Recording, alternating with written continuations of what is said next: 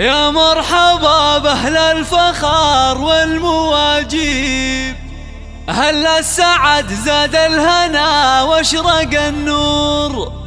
من أم صافي صغت جاز للتراحيب،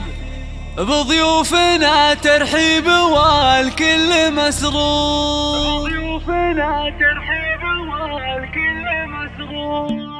يا مرحبا بأهل الفخار والمواجيب، أهل السعد زاد الهنا واشرق النور، من أم صافي صغت جاز للتراحيب، بضيوفنا ترحيب والكل مسرور. من تالعتي باللي تحوز المناقيب، لجل أم صافي جبت جاز لا تلبحون، أم العروس أم صافي وصيتها طيب، نسل العتيب رحبات بطيب الله، ناس لهم في كل مواقف تجاري، واهل الحكم والعزم في الراي والشوق، كل العتيب في المفاخر محاسيب، أم صافي منهم كنها در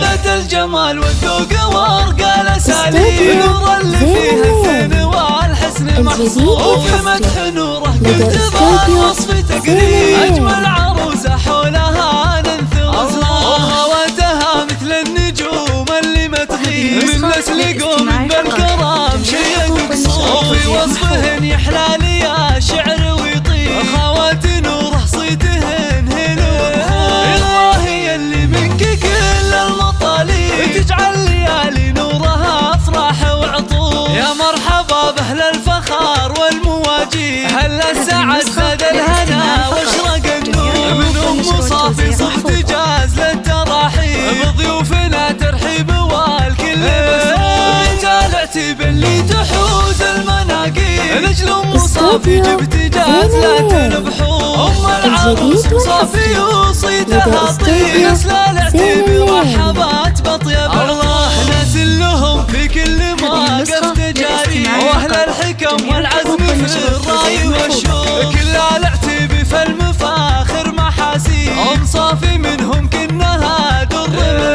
ذات الجمال والذوق وارقى الاساليب، نور اللي فيها الزين والحسن محصور، وفي مدح نوره قلت بالوصف تقريب، اجمل عروسه حولها ننثر، وخواتها مثل النجوم اللي ما تغيب، من نسل قوم بالكرام شيء مقصور، وفي وصفهن يحلى لي يا شعر ويطيب، خوات نوره صيت